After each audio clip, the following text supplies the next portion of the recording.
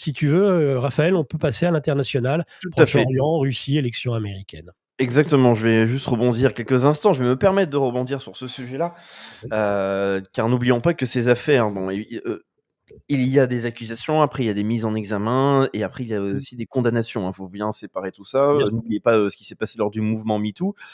Lorsqu'il est apparu, c'est-à-dire qu'au début, ce sont des grandes stars qui ont été attaquées, des grands producteurs ou autres, et à la fin, c'était n'importe qui. C'est-à-dire si vous aviez pas tenu la porte à une femme en la laissant passer, il y a 3 ans, elle se souvient s'être faite, agresser et votre image était complètement détruite, hein, qu'on soit bien d'accord. C'est-à-dire qu'on est allé à ce type de caricature où tout et n'importe quoi pouvait être une agression. Il n'y avait plus besoin d'apporter de preuves parce qu'en fait, vous n'êtes plus présumé innocent, vous êtes présumé coupable et c'est à vous de montrer votre innocence, dès que vous êtes accusé de ce sujet. Enfin, en tout cas, de cet acte-là. Là, le problème qu'il y a toujours avec ce genre d'affaires, c'est-à-dire, est-ce qu'un Kylian Mbappé aurait besoin de se retrouver dans ce genre de situation? Est-ce qu'avec son statut, il aurait besoin de pouvoir profiter de sa situation sur une bonne femme? Surtout lorsqu'on a de plus en plus de Et rumeurs qui montrent qu'il ne serait pas intéressé par les bonnes femmes. Voilà, donc ça, c'est un Ouais, autre enfin sujet. Strauss-Kahn, Ah, bien est-ce sûr. qu'il avait pas les moyens de se payer autre chose que Strauss-Kahn Nafissatou était réputé. Diallo? Le Non, côté pervers non, non, des non, gens. non, justement, Nicolas, excuse-moi de te couper. Strauss-Kahn était parfaitement réputé pour être un énorme pervers sexuel, Oui, constamment pris dans des affaires, oui, justement de mais libertinage, de oui, consommation excessive. En tout enfin, cas, c'est autre chose avec, une personne et d'ailleurs entre un politicien qui passe beaucoup de temps, comme vous pouvez le voir aujourd'hui avec, notre élite française, c'est-à-dire ils vont à la cantine pour manger du homard et après ça parle de révolution, enfin en tout cas plutôt de maintien de la démocratie et cetera, pendant qu'ils continuent de piquer toutes vos ressources. Eh bien là, on a un athlète qui doit aussi s'entraîner. Donc moi, en fait, je mets toujours des réserves. C'est-à-dire je ne vais pas partir du principe qu'il soit coupable. Par contre, dites-vous bien que ces affaires-là ne concernent pas qu'aussi que le football, hein, parce que vous avez une affaire avec un Français qui s'appelle un rugbyman français qui s'appelle Hugo Oradou, mais qui d'ailleurs, ils sont et 2 voilà, ils sont deux. en Mais Argentine. exactement, et là, c'est une mise en examen, on va dire d'autorités, en tout cas aussi, d'Argentine, qui ne sont pas contents apparemment de ce qu'ils ont pu savoir. Bref, donc dans tous les cas, je pense qu'avec ces situations, c'est-à-dire alors non, il n'aime pas les mecs, il aimerait les hommes qui se considèrent comme femmes, notre cher Kylian Mbappé. D'après certaines photos qu'on a vues où il portait un transsexuel dans ses bras et c'est peut-être pour ça aussi qu'il y aurait une belle tendresse entre notre président et ce Eh oui, cher Kylian Mbappé. Mais tout ça pour dire, il faut toujours, à mon avis, faire attention lorsqu'on cite, et surtout dès qu'on aborde l'information de ces sujets-là. Dès que l'information est amenée, lorsqu'on va parler de viol ou autre, il faut bien essayer d'analyser qui sont les personnes qui sont mises en cause, quel en est le statut de l'enquête s'il y en a une, ou du jugement s'il y en a un. Parce que sinon, vous pouvez tomber dans le piège, c'est-à-dire dans votre esprit, vous vous dites ah ben pour viol, donc il a violé dans un hôtel à Stockholm. Et ça, c'est un énorme piège. Il y a beaucoup de leçons à tirer du mouvement MeToo, qui a été repris par les militantes féministes extrémistes, qui à la fin voulaient pouvoir accuser n'importe quel homme d'avoir été responsable d'une agression sexuelle, de viol ou autre. Et maintenant, encore une fois, et je terminerai sur ça, dans l'opinion publique populaire, surtout sur ces sujets, on n'est plus présumé innocent, on est présumé coupable. Voilà, et ça, c'est extrêmement grave. Et c'est terminé, hein. Une fois que vous êtes lynché sur la place publique, même si vous êtes innocenté plus tard, eh bien, il n'y aura pas de dommages et intérêts et les dégâts sont faits parce que ça va prendre des mois, voire des années pour être innocenté, même si vous êtes innocent depuis le début. Donc, il faut toujours faire attention avec ça. Voilà, donc Nicolas, oui, l'actualité internationale, je pense qu'il faut absolument commencer par le Proche-Orient. Eh bien, le Proche-Orient, malheureusement, continue. Je pense qu'on peut le dire, c'est en fait le massacre des Libanais. On était sur un génocide programmé à Gaza. Maintenant, on dirait que le massacre de masse continue tranquillement avec Israël qui a encore frappé le sud de Beyrouth ce matin, quelques minutes après avoir appelé à une évacuation générale. C'est ça qui est agréable, c'est que vous aviez, les amis, 2 minutes 30. C'est à vous de faire un effort aussi. Je vous rappelle que le Hezbollah est partout et que vous mettez en danger votre vie. Quand vous avez Benjamin Netanyahu qui vous dit ça, vous mettez en danger votre vie chez vous, chers amis. Donc bougez, vous avez 30 secondes, sinon on vous bombarde. Eh bien, Israël continue dans cette logique. Notre armée la plus morale du monde, donc, a de nouveau agi. Nicolas, qu'as-tu à nous dire sur ce sujet, ou peut-être même d'autres pays qui, en tout cas, concernent le Proche et le Moyen-Orient pour commencer? il y a une généralisation des bombardements, d'Israël. Ils ne se contentent pas de bombarder encore Gaza ou de bombarder le sud Liban ou la banlieue sud de Beyrouth ou Beyrouth dans son ensemble. Il faut savoir qu'ils bombardent et souvent ce sont des civils qui meurent, que ce soit en Irak, que ce soit en Syrie aussi, ils bombardent au Yémen. Ils bombardent un peu partout les Israéliens. ou devrais-je dire plutôt les Israélo-américains, parce que contrairement à ce que prétend le gouvernement américain, ils sont à l'appui systématiquement. Ils les dotent aussi de nouvelles armes anti-missiles permettant de parfaire le dôme de fer. Donc finalement, de ne pas avoir à payer les conséquences de leurs actes. Parce que c'est ça, finalement, ce que doter d'armes antimissiles anti-roquettes supplémentaires Israël, c'est dire à Israël, c'est leur signer un chèque en blanc, leur donner un laissez-passer, un laissez-faire global. Faites ce que vous voulez, vous n'en subirez pas les conséquences, puisque les réactions des pays étrangers que vous bombarderez seront annihilées, tuées dans l'œuf. En tout cas, c'est ce qu'ils espèrent. Ce qui n'est pas toujours le cas avec les missiles hypersoniques. On a vu qu'on est passé de 99% à 70% d'interception entre le premier bombardement iranien et le second. Donc, c'est sûr que c'est donc pas si parfait que ça, mais en tout cas, avec des intercepteurs en haute atmosphère, ça leur permet de parfaire le dôme. Donc, ils bombardent un peu partout. L'Iran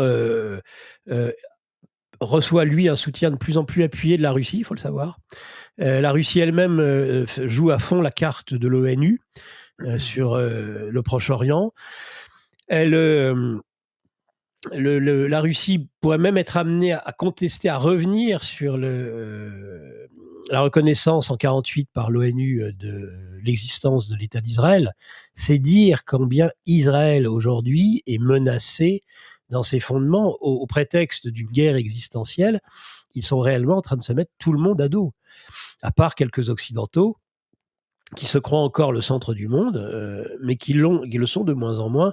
On le verra et on parlera beaucoup, je pense, d'ici la fin du mois d'octobre, des BRICS. Ça va être un événement, même pour l'Occident, les journalistes vont se rendre compte de ce que sont réellement les BRICS. Donc ça, c'était pour le Proche-Orient. On en parlera avec Pierre-Antoine Plaquevent dans pas longtemps. En quelques instants. Et je suis obligé de te poser une question, Nicolas, car là, tu viens de parler évidemment du soutien de la Russie, en tout cas de la collaboration entre la Russie et les forces iraniennes. Il y a aussi évidemment la position de l'ONU, mais bien sûr, je suis curieux d'avoir ton avis sur la position de la France quant à ce conflit, car on a Emmanuel Macron qui cesse de dire qu'il est contre les actions israéliennes et qu'en tout cas il faut aller à un cessez-le-feu. D'ailleurs, cessez-le-feu intégralement refusé de manière directe dans un communiqué par Benyamin Netanyahou. Un cessez-le-feu est impensable et nous continuerons à attaquer le Hezbollah partout où il se trouve. Mais de toute manière, ma question, Nicolas, vient de que penses-tu de la réaction tout simplement de l'Élysée, en tout cas du Quai d'Orsay? Ce sont des mots, c'est comme les tweets de Darmanin après un crime, un viol, une agression ou un meurtre d'un policier. On fait un tweet. C'est la diplomatie du tweet, rien de plus, rien de moins. Qu'est-ce que vous voulez qu'il fasse ? De toute façon, c'est ce que Netanyahou, c'est ce que les Israéliens sont dans un... Il y a bien, mais pas l'apocalypse qu'ils s'imaginent. L'apocalypse, Israël est en train de nous la réaliser, c'est-à-dire de nous la montrer, cet apocalypse, ce dévoilement que c'est la loi du plus fort. Point. Relations internationales, c'est pas du droit international public, c'est la loi du plus fort. Le plus fort écrase le plus faible. Voilà ce sur quoi est fondé notre monde. C'est une apocalypse girardienne. Hein. Derrière ce faux sacré, il y a la violence, il y a le meurtre, il y a le crime sacrificiel. On est sur des formes d'holocauste sacrificiel. Massacrer des dizaines et peut-être des centaines de milliers de personnes et les enterrer sous des bombes, il y a un côté sacrificiel, je pense, au-delà, même si ce sacrifice travaille inconsciemment chez les Israéliens, on est quand même sur ce type de ressort psychique extrêmement néfaste, mais sur quoi est encore fondée l'humanité aujourd'hui.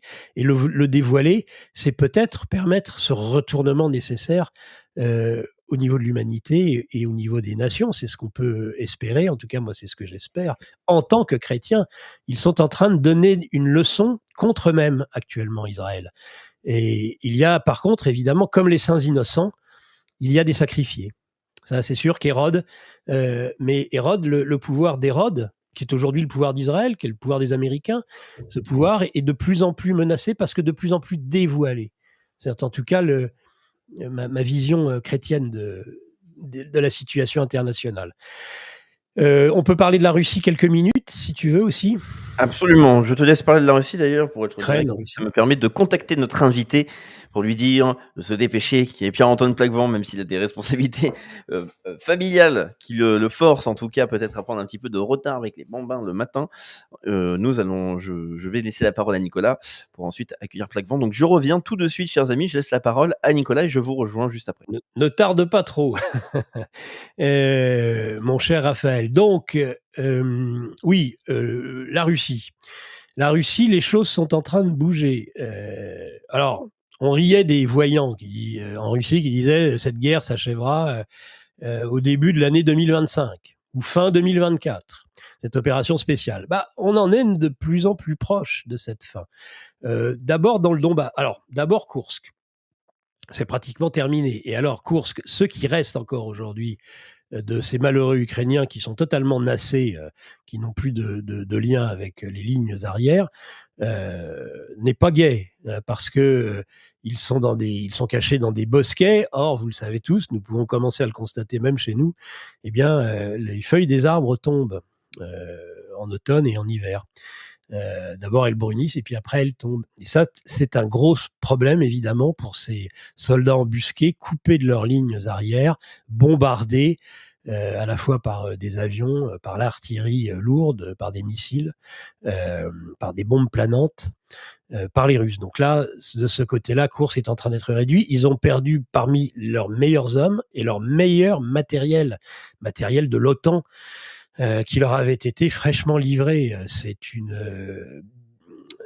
opération de diversion qui a totalement échoué. Ils ont envoyé au sacrifice beaucoup de leurs meilleurs hommes. Dans le Donbass, maintenant, les villes qui restaient et qui vont bientôt tomber sont totalement encerclées aussi à leur tour, les unes après les autres, jusqu'à la chute, la reddition du Donbass qui ne saurait trop tarder maintenant. Des nœuds stratégiques importants sont pris, tombent les uns après les autres. Et ce qui est encore plus inquiétant pour les Ukrainiens, c'est ce que l'on découvre petit à petit, eh bien, c'est que il y a de plus en plus non seulement de désertion, mais aussi d'Ukrainiens qui se rendent joyeusement. Alors il y a de la propagande, il y a de la désinformation dans un camp comme dans l'autre. Encore une fois, faisons extrêmement attention à ce qui... Raphaël revient. Faisons extrêmement attention à la propagande de part et d'autre en Ukraine et en Russie. Néanmoins, il y a des vidéos qui circulent beaucoup actuellement de part et d'autre. Alors, les Ukrainiens, à mon avis, faisant peur à leurs propres soldats, montrant des fusillés, des soldats qui, se rendant, seraient fusillés par les troupes russes, et inversement, des Russes qui montrent des vidéos où, bien oui, il y a une reddition des soldats ukrainiens, mais elle se fait plutôt dans une certaine ferveur, je suis désolé de le dire. En tout cas, le moral, et il le serait à moins, est fortement atteint.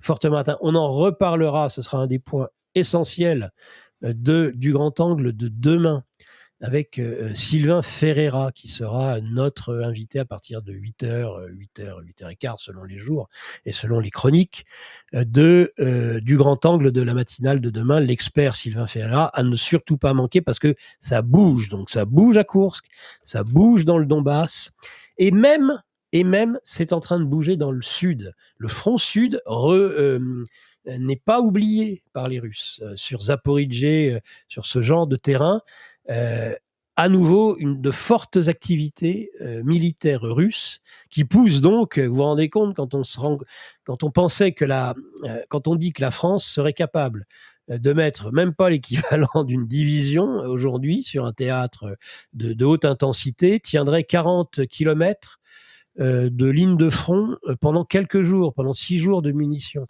vous rendez compte que ça fait plus de 2 ans que ça dure. Et que malgré cela, eh bien le front continue à s'étendre, à pousser, et les désertions à s'accélérer. Ça va très très mal, et on peut penser que la fin de l'opération spéciale, il va y avoir une pause, c'est évident, à l'automne, vous savez, avec les fortes pluies, mais on attend, et les experts attendent, une grande offensive d'hiver qui clôturera et poussera à la capitulation l'Ukraine, et derrière, évidemment, l'OTAN. Ce serait cinglant Ce serait une terrible humiliation pour l'Occident, ce serait une terrible humiliation pour l'OTAN. Est-ce que ce sera un signe d'espoir, de libération des peuples aujourd'hui européens ? Eh bien, c'est à voir. Est-ce que l'Amérique se désengagera suite à ça ? Ne spéculons pas pour l'instant. Et donc, pour cela aussi, et c'est ce qui déterminera, à mon avis, la suite, et je terminerai, Raphaël, avant que Pierre-Antoine Plaquevent débute son entretien du grand angle, sur les élections américaines, parce que beaucoup va déterminer par les élections américaines, Harris ou Trump, le retour. Évidemment, on a le droit d'avoir des préférences. Ce qui est certain, c'est que ce pays, et Pierre-Antoine Plaquevent pourra nous en parler aussi, il y a une dégradation de la situation sociale, psychologique des populations qui est considérable aux États-Unis aujourd'hui. Les choses se sont très fortement dégradées avec les 4 ans de l'administration Biden, au point même que Kamala Harris n'a rien d'autre comme idée pour essayer de gagner les élections et gagner l'électorat noir qui échappe aux démocrates depuis quelques années, depuis que Trump est venu, et où cet électorat noir se dit « Moi, plutôt que des belles paroles, je veux un véritable job et je préfère voter Trump qui, moi, m'a assuré une qualité de l'emploi que les beaux parleurs qui nous réduisent à une forme avérée de délire wokiste. » Donc, la dernière en date de Mme Harris, c'est, tenez-vous bien, l'autorisation de vente par, entre autres, la communauté noire du cannabis récréatif. C'est-à-dire, pour créer son entreprise, on va autoriser la population avec des petits kiosques, à vendre, à faire commerce du cannabis. Donc, c'est la légalisation du cannabis dans un pays qui est déjà rongé par la drogue, que sont les États-Unis, les villes zombies, Raphaël vous en parle de temps en temps. Eh bien là, c'est un pas encore en plus. Cette Amérique est terriblement décadente. Il faudra de toute façon compter sans eux dans un futur proche. Et ça, les Européens et les Français, nous ferions bien de nous y préparer au plus vite. Alerte Info. Géopolitique profonde prend sa place dans le paysage médiatique français. Bonsoir à tous, vous êtes sur Géopolitique profonde, la chaîne qui est là pour remplacer les médias subventionnés. On investit maintenant la rue et on veut vous entendre. Le gouvernement de M. Macron nous a obligés et nous a enfermés chez nous. Mais on a besoin de votre soutien. Alors cliquez sur le bouton j'aime pour nous soutenir.